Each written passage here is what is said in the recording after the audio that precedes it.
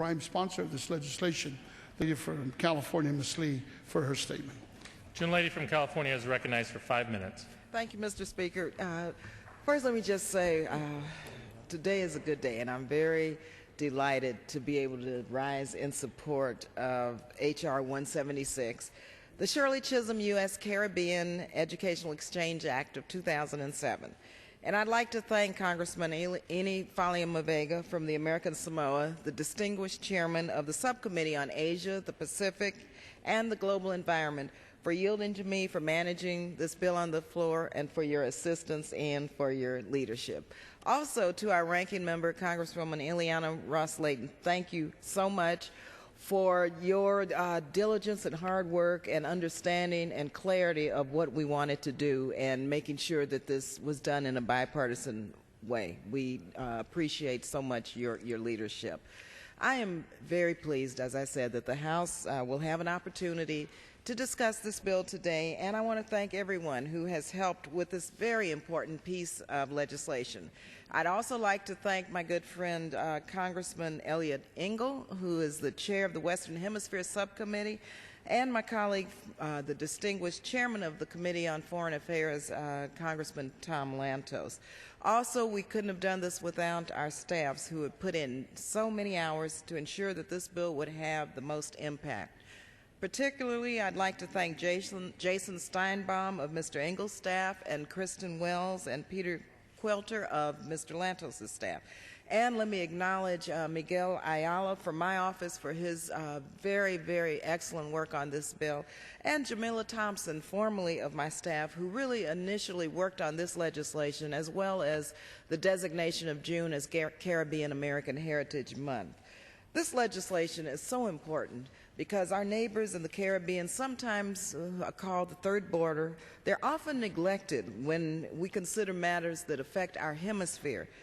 My bill creates an educational exchange program whereby students in the Caribbean, including secondary school, undergraduate, graduate, postgraduate students, and scholars, can come abroad to study at United States institutions of higher education.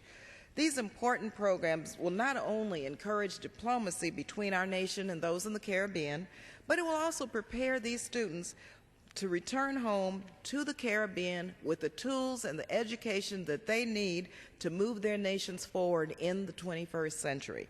This legislation also encourages academic partnerships with historically black colleges and universities and Hispanic serving institutions when possible, and when possible, it will ensure parity between males and females in the program. Furthermore, both merit and financial need will be considered for those exchange programs which we are authorizing today. This bill also creates and provides educational development assistance for CARICOM nations. It will address the lack of access and the lack of quality education in some areas of the Caribbean by improving primary and secondary education through teacher training, strengthening curriculum, and improving administration and management of schools. This bill is named after our former colleague, my dear friend, my mentor, the late Congresswoman Shirley Anita Chisholm, who I dearly loved and learned much from and who I deeply miss. She served in Congress from 1969 to 1983 and was of Caribbean descent. Her mother was from Barbados and her father was from Guyana. She represented the 12th District of New York, which to this day continues to have a significant Caribbean American population. Congresswoman Chisholm would have been so proud to know that this program will address the very disparities in education that the leaders of the CARICOM nations raised during the conference last month here in Washington, D.C. They met with the President, the Secretary of State, Speaker Pelosi, and also with our colleagues on the House Ways and Means Committee, the House Committee on Foreign Affairs, and the Congressional Black Caucus.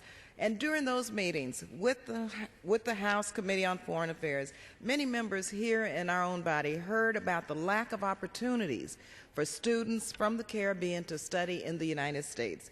It is clear to me that we need to do more to help our friends and neighbors in the Caribbean, and I hope this bill is just one step with regard to the many that we're looking at that will come forward to move us forward with closer ties to our region.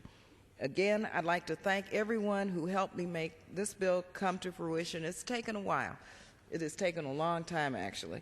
And I am delighted that we today will be sending a very clear message to our friends in the Caribbean that we are truly supportive.